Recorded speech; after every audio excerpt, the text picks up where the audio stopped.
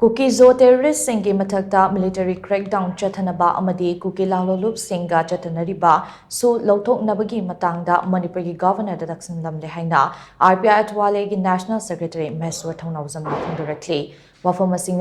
RPI ATHAWALE National Secretary MAHESHWAR THOUNAOJAM na Luchinlaga Party asigi State Committee ge miyoi sing yauna Manipuri Governor Ajay Kumar Bhala unaraba matung paumi singa unaba amada mahakna phongdokibane Governor na Governor ga unakiba adugi matangda MAHESWAR THOUNAOJAM na makatan hai Manipur thokliba irang asigi chapchaba warushin ama athubada puraknaba Governor da point taruk yawba memorandum ama pishan ki Manipur thokliba irang asi political dialogue na warushin purakani haibasi achumba wafamne adubu dialogue asi misal amadi drone bombing tawduna terrorism ki thawong Chathanariba Kuki terrorist singa Taugadoribra Natraga Nakal Anigi Micham Yamga Chathagadoribra Haiba Wafamase Governor Gimapamda Bukatlam K Manipurda Thokliba Iranga Sigi Warishin Puraknaba Party Gi Maikaidigi Governor da Tongan Ba Wafam Singh Takshilamle K Maduda Kuki terrorist Singi MATHAKTA military crackdown Tawduna Makoibu Mapungfana Muthatnaba Thaurang Tawbinaba Governor da Khangalam K Amaromda Hose Manipurda Chathanariba Hereditary Chieftainship Ase Muthatlaga Manipur Hill areas, acquisition of Chieftainship Act 1967 asina mahut sinaba Takshilamle K.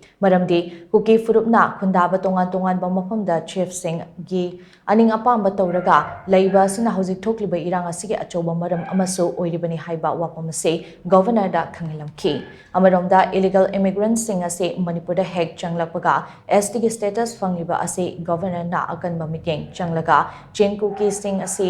ST list ge Louthoknaba demand tawram K. Kuki Lalhoulup Shing Chathanariba Soo ase mamang chehi ki February tang 18 fauba extend tawkhrabasu madugi matungdagide karamba fibamda leiribagi haibase miyamda chamamnaba ama oire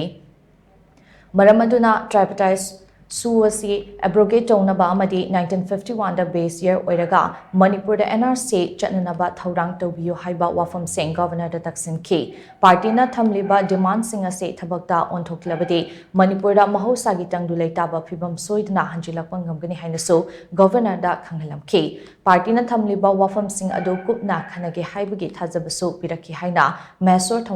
THOUNAOJAM na makata na phongdokki Peace lakpa matamda political dialogue tawgadabani santi gi wari sanagadabani haibase hoi chumbudi chummi wari sanabada micham praja ga pullaga praja amaga sanabadi kaim kai balaite adu kana koina santi gi wari sanadoise terrorist ka sanadoribra adyamna missile bomb thadara kanda drone bomb use tawra kanda misi mina yauraga chauba akhoi terrorism activities mayam am yaura kan sida khoi political dialogue se kana ga tawna doino peace talk se kana ga tawna doino haibudune aduna first akhoi demand si military crackdown on the Kuki terrorists akhoi gi lairiba Kuki terrorists se hana neutralize tokhoga akhoi military crackdown ohenba aduna sida governor gi full power lairibani central government ga yam pau phaunaribani aduna songi daito oibiraga nong koigi kulai sathi ba pairiba Manipur bu India bu thugaina ba tawriba Kuki terrorist se han military crackdown tawhan basna koi first priority na thamjarame adu da santi gi hanba solution lakani haibasu haijarame number